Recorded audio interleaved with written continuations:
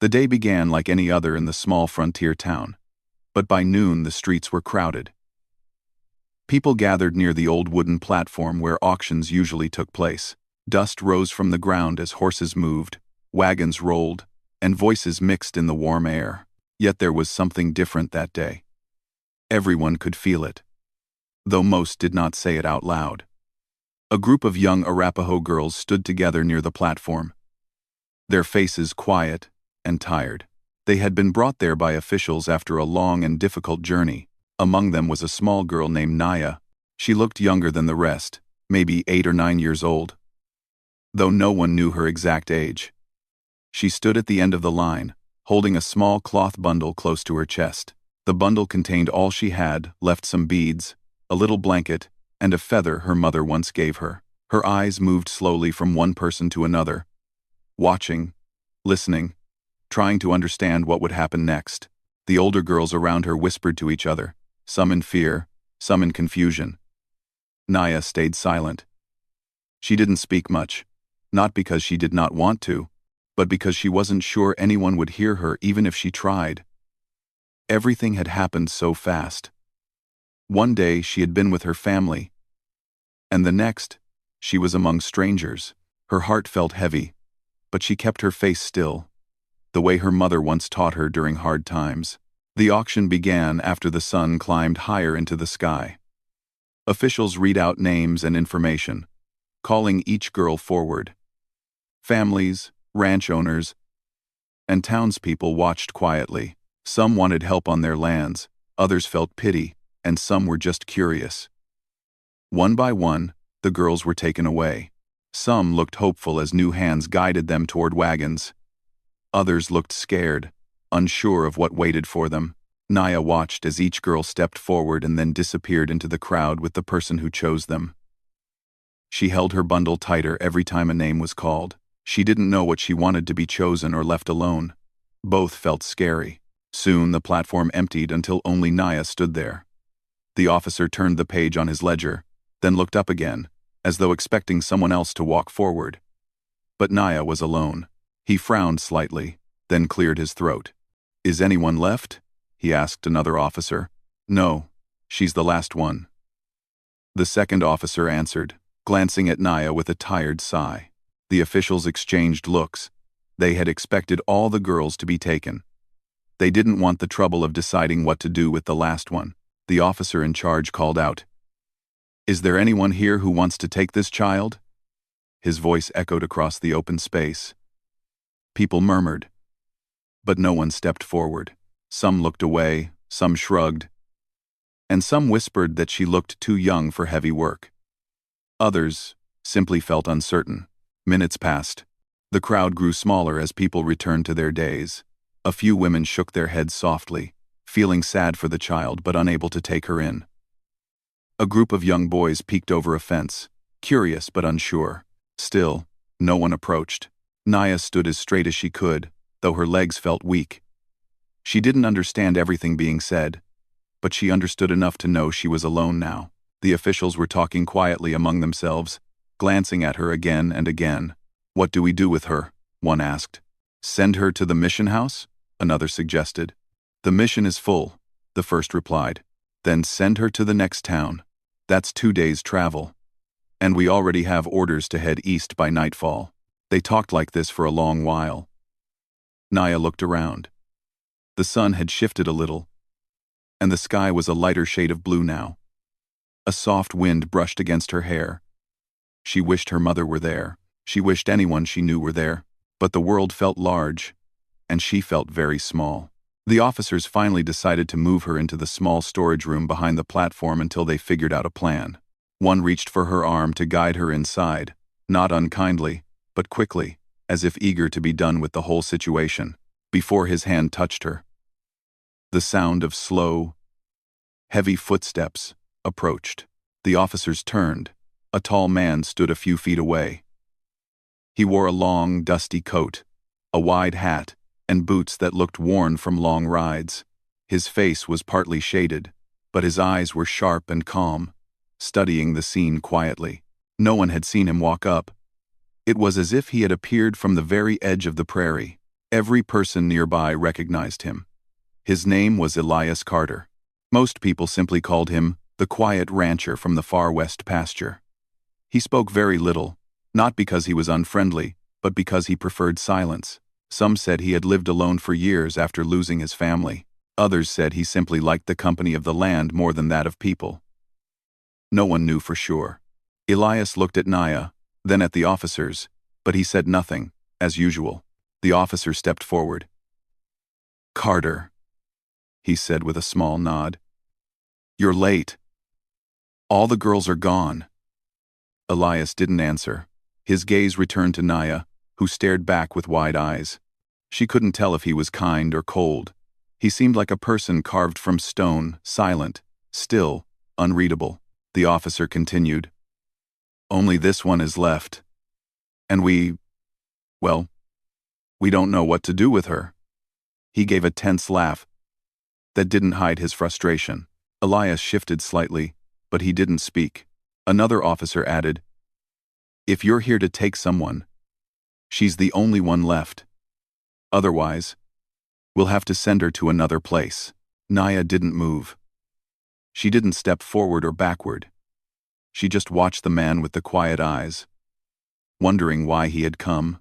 The wind blew between them, lifting a bit of dust and making the wooden boards creak. The town seemed to hold its breath. The officer looked at Elias again. "Do you want her?" he asked plainly. Questions like that usually needed long discussions. But with Elias, people often skipped to the point. They knew he didn't care for long conversations. Elias looked at Naya for a long moment. Something in his eyes softened, though only slightly. Maybe it was her small height. Maybe it was her quietness. Maybe it was the way she stood alone, holding her little bundle with both hands. Or maybe it was something deeper, something he felt but couldn't explain. No one expected him to answer out loud. For years, he rarely spoke unless he truly needed to. He took a small breath, then gave a single, slow nod. The officers looked surprised.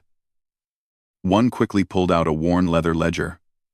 "Your name here, Carter," he said, pushing the book toward him. Elias reached inside his coat, took out a pencil, and signed his name in large, simple letters. He handed the pencil back without a word. Naya blinked. She had seen many things in the past months, but she had never seen someone give a home with nothing more than a nod and a name.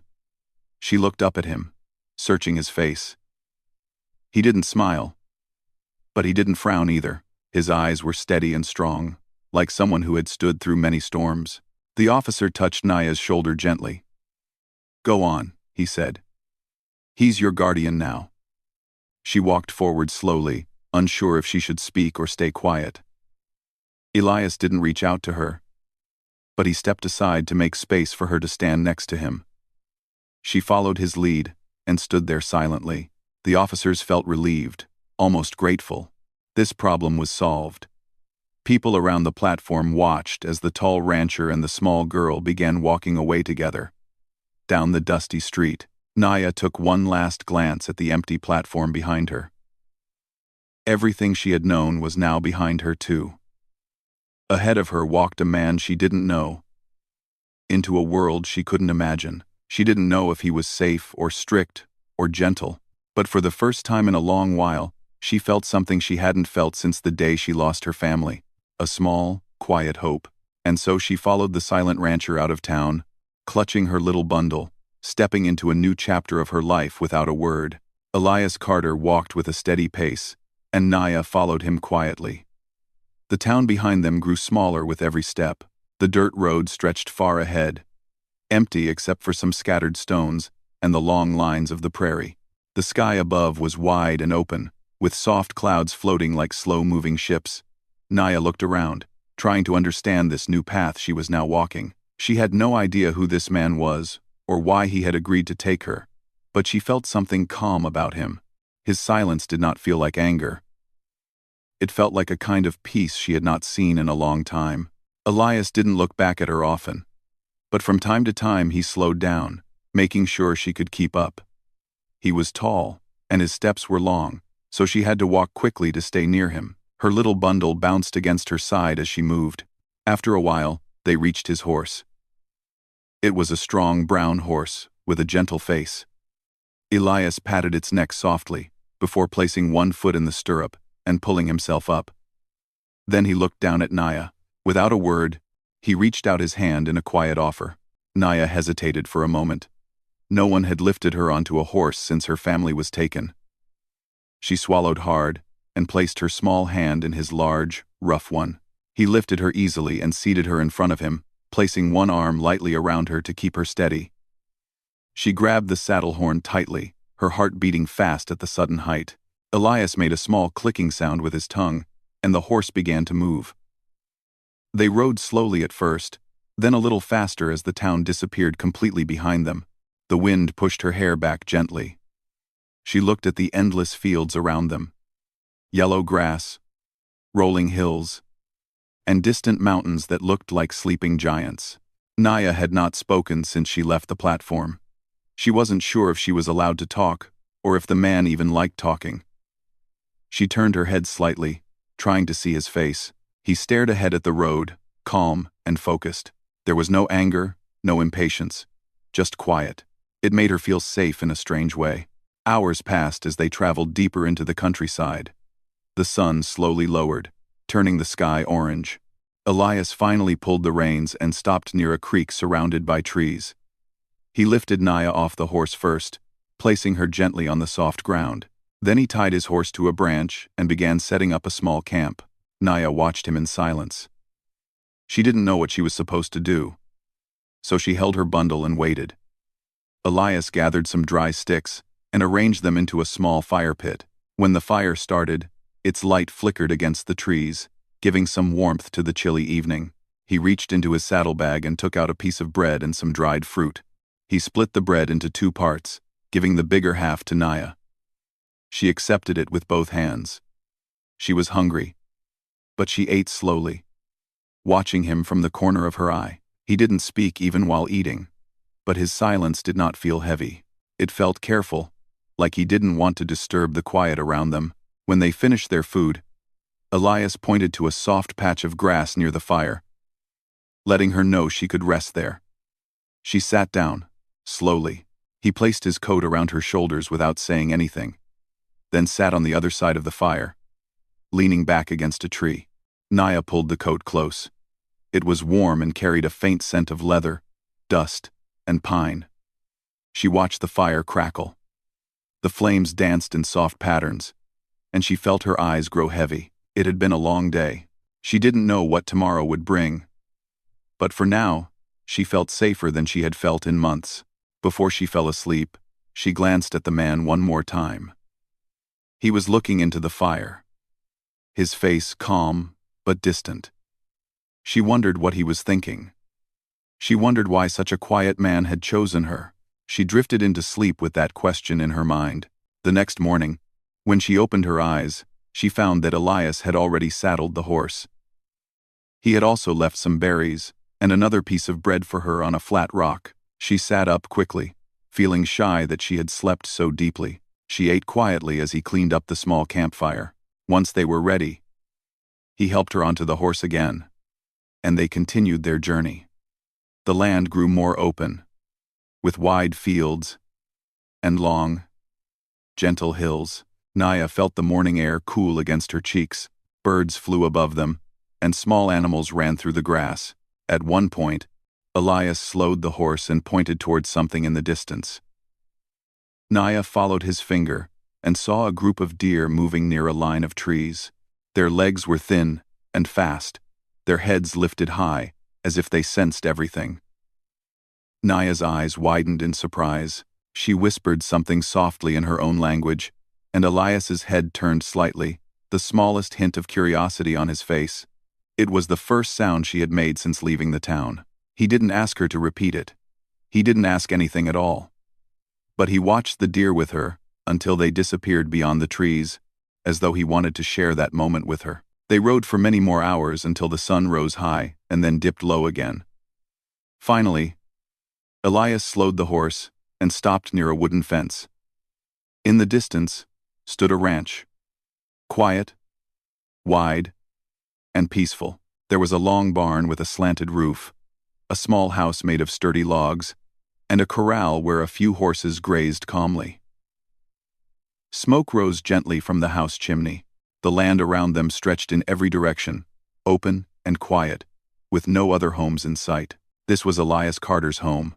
He helped Naya down from the horse and led her toward the house.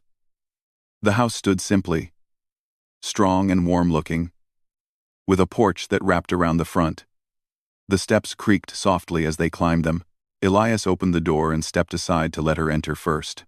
Naya paused in the doorway. The smell of wood and warm air filled the house.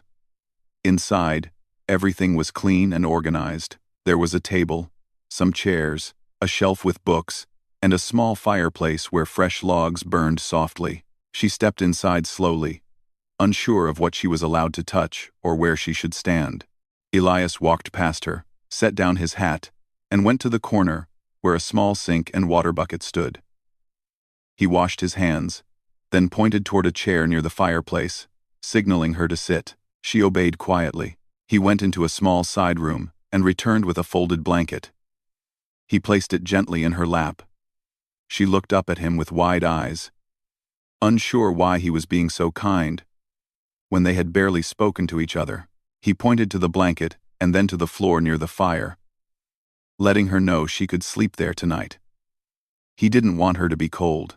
Naya nodded softly and placed her bundle beside her. Elias took a chair on the other side of the fire. He sat with his elbows resting on his knees, thinking about something deeply. His eyes were distant, filled with quiet memories he never talked about. Naya watched him quietly. She could feel that he was not a bad man, just a lonely one. A man who carried a lot in his heart but didn't know how to put any of it into words. As night settled over the ranch, the fire crackled softly between them. Naya lay down on the blanket, pulling it around her. She felt safe in this strange new place, safe in a way she didn't expect. Before she fell asleep, she whispered something very soft, a tiny word that carried her gratitude. Elias looked toward her. He didn't understand the language she spoke, but he understood the feeling. He nodded once, slow and gentle. Neither of them knew it yet, but that simple nod was the beginning of a bond that would shape both their lives in ways they hadn't imagined. A silent rancher and a quiet child, finding comfort in each other's presence, without speaking more than a few words. And so the second day of their journey together ended not with conversation, but with a quiet understanding that sometimes silence speaks the loudest. The first morning at the ranch felt different for Naya. She woke slowly, her small body wrapped in the warm blanket Elias had given her. For a moment, she simply lay still, listening. She heard the soft crackling of the fire, the distant sound of horses moving, and the wind brushing against the wooden walls. It took her a second to remember where she was. When she did, her heart beat faster, not in fear, but in something new. Something like curiosity. Elias was already awake. She saw him through her half-open eyes, moving quietly around the house, opening the door, bringing in fresh wood for the fire. He walked with calm steps, as if every movement was carefully planned. He didn't speak, but he didn't need to. His silence filled the house in a peaceful way. When he noticed she was awake, he nodded to her. She sat up quickly, trying to show respect.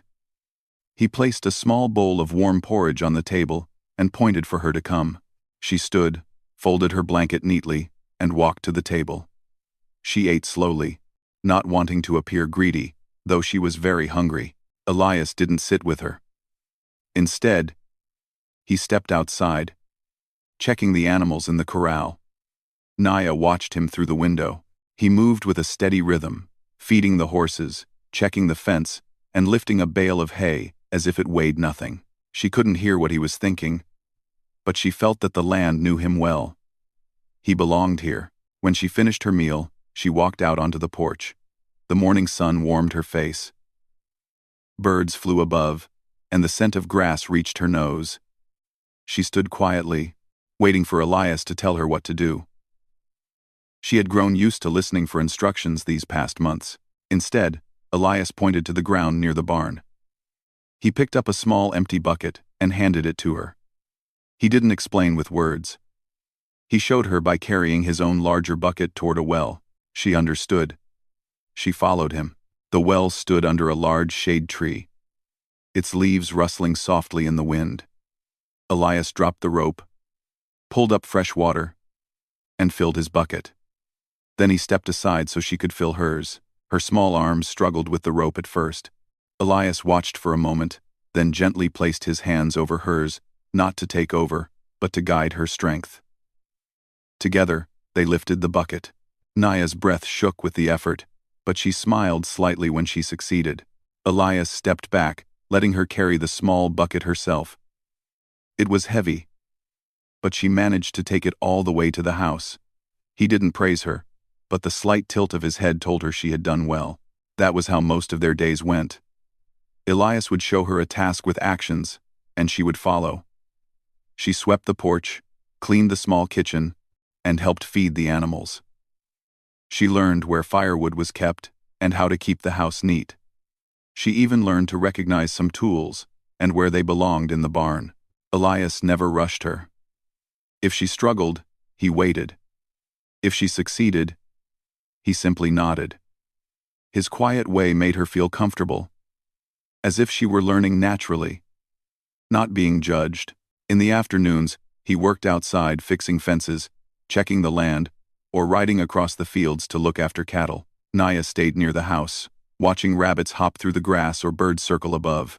Sometimes she sat under the tree near the well and played with the beads in her bundle. Other times, she helped Elias carry small tools or fetch water. She began to understand him through his actions. When he placed a cup of warm tea in front of her on cold evenings, she knew that was his way of showing care. When he placed his coat on her shoulders before stepping outside, she understood that he wanted her to stay warm. When he nodded after she completed a chore, she knew he appreciated her effort. Slowly, she felt something she had not felt in a long time, a quiet sense of belonging. One day, while Elias repaired a broken fence, Naya spotted a wooden carving near the barn. It was a small, horse-shaped figure, rough around the edges but full of detail. She picked it up carefully, turning it in her hands. Elias looked up and noticed her holding it. His eyes softened for a moment, and he walked over. He took the wooden horse from her hands and brushed the dust off. Then, without a word, he gave it back to her. She held it tightly, feeling a warmth in her chest. It was the first thing anyone had ever given her since she lost her family. She kept the carving close to her heart for days. Over time, she grew braver. One morning, when Elias handed her a small rake to help him in the corral, she said a quiet, "Thank you." Her voice was soft, barely above a whisper, but it was the first time she had spoken to him. Elias paused. He didn't smile, but something in his eyes changed.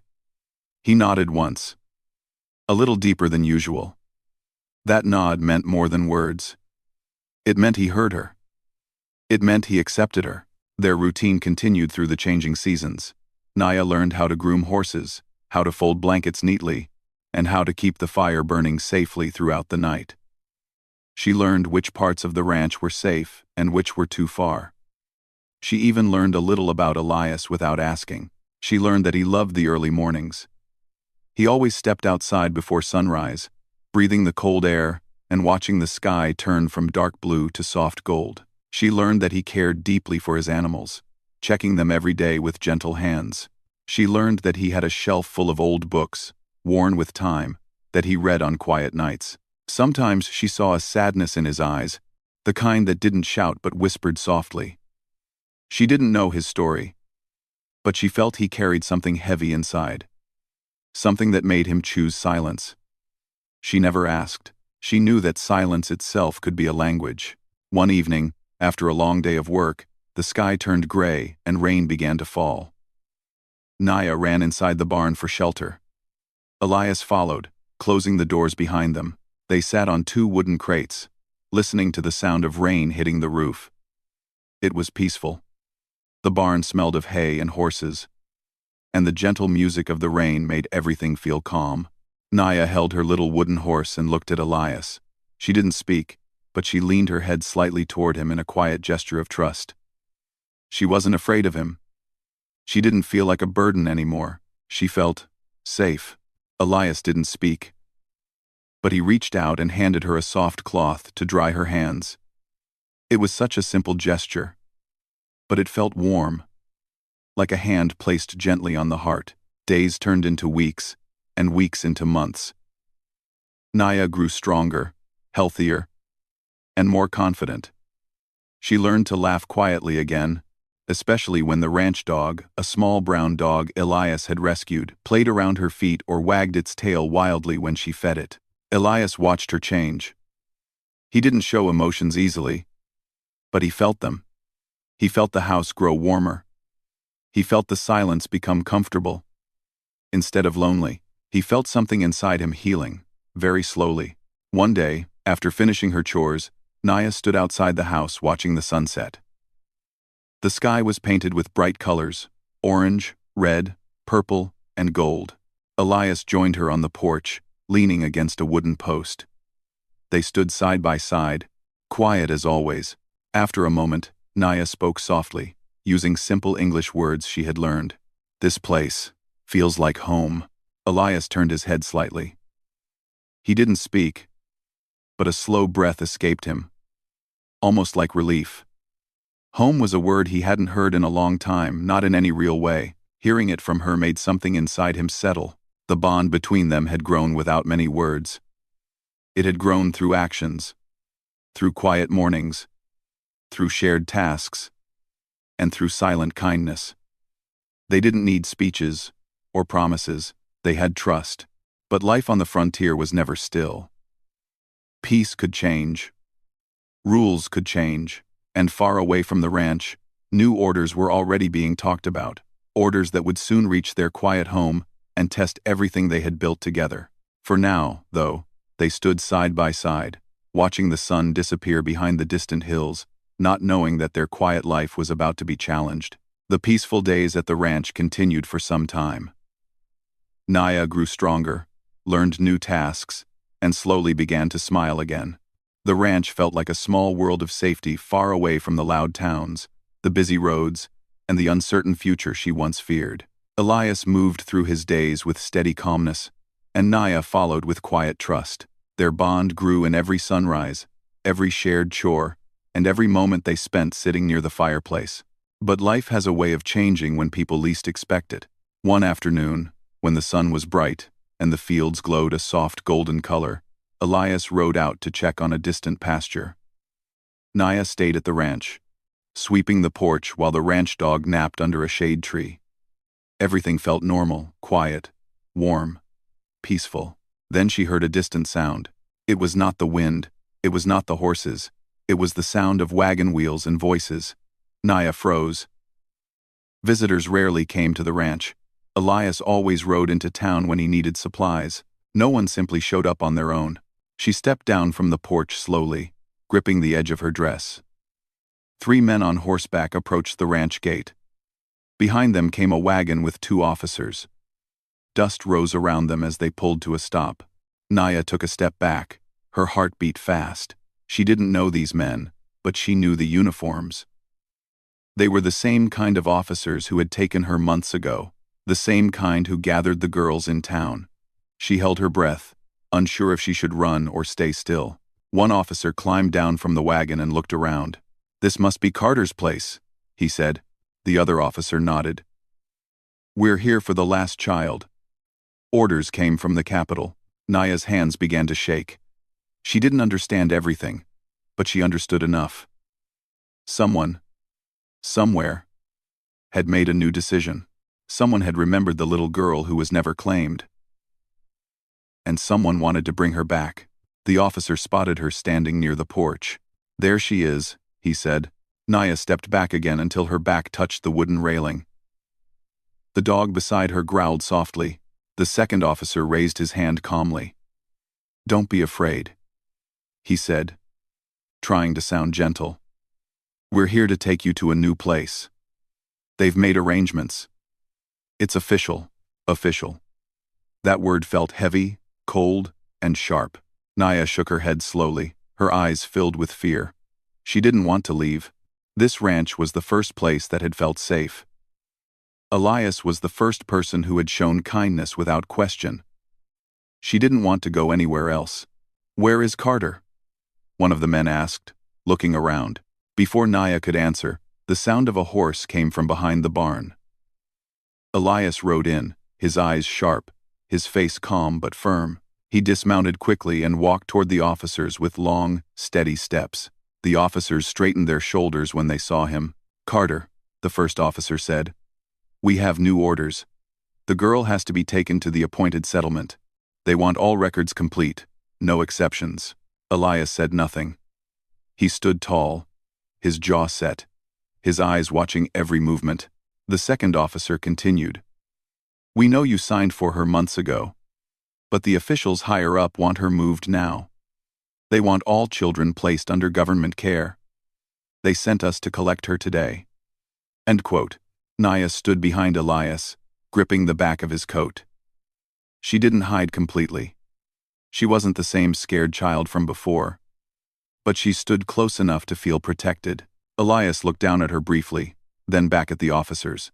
His silence was strong, like a wall that could not be moved. The officers seemed uncomfortable. They had expected questions, arguments, maybe even shouting. But silence was harder to face. One of the officers sighed. "Carter, we know you're a good man. But these are orders. If you have concerns, you can take them up with the capital office later. Today, she comes with us." Elias reached into his coat pocket. The officers tensed, unsure what he would take out. But he only pulled out the worn ledger copy, the one that proved he signed his name months ago. He opened it and pointed to the place where his signature stood beside Naya's record. The officers looked at each other. "That paper doesn't change anything," the first one said, though his voice was less steady now. Elias didn't argue. He simply closed the ledger and handed it to them. Then he stepped forward, placing himself between Naya and the officers. His calmness was stronger than any loud words could ever be. The lead officer swallowed hard. This man was known for being quiet. Yes, but also for being firm. A man who never broke rules but also never accepted injustice. "Please don't make this difficult," the officer said. Elias still didn't speak. But he lifted one hand and pointed toward the road. It was a simple gesture. Clear and silent. "Leave." The officers blinked in surprise. "We can't do that," the second officer said. Elias stepped forward again, his eyes steady and unblinking. He did not touch them. He did not threaten them. He simply stood there, a tall, silent man, whose presence felt stronger than any weapon. For a long moment, no one moved. The air felt tight, like the world had paused. The officers looked at the quiet rancher, then at the little girl behind him. They saw the trust in her eyes. They saw the calm determination in his. And they understood something important. This was not a man who would let the child go easily. This was a man who had chosen to protect her the way he protected his land steadily. Quietly. Completely. The younger officer finally exhaled. We can report that she wasn't found," he said softly. "The orders said to retrieve her if possible. If not," he hesitated, glancing at Elias, "then move on." The lead officer looked uncertain, but after another moment of looking into Elias's steady eyes, he nodded. "Fine," he said. "We'll say she wasn't here." They climbed back into the wagon. The horses turned slowly. The wheels creaked. And slowly, the group began to leave, dust rising behind them as they disappeared down the road. Naya stayed still until the sound faded completely. When silence returned, she ran to Elias and held onto his coat with both hands, not out of fear, but out of relief. He didn't hug her, he rarely used gestures like that, but he rested his hand gently on her head for a brief moment. That simple touch said everything. "You're safe. You're not alone. You're staying." Days passed after the officers left. Life returned to normal. But something inside both Elias and Naya had changed. Their bond had grown stronger, deeper. It was no longer just a shelter and a child. It was something more, something like family. Naya learned to speak more English words. She started telling Elias small things, what she saw in the fields, what she remembered from her home, what she dreamed. He listened to every word, even if he didn't respond. His silence was warm, not distant, and slowly, she began to understand him too. She learned his years of loneliness, not from his words, but from the way he sat by the fire at night. She learned his kindness, not from speeches, but from his actions, small, steady, thoughtful. Over the next months, they worked side by side fixing fences, caring for animals, cooking simple meals, and watching the sun set behind the hills. They laughed quietly together when the dog chased butterflies. They shared food at the small wooden table. They became a team. One evening, after a long day of work, Naya stood on the porch and looked at the sky filled with stars. Elias stood next to her, arms folded loosely. She looked up at him and said softly, "Thank you for choosing me."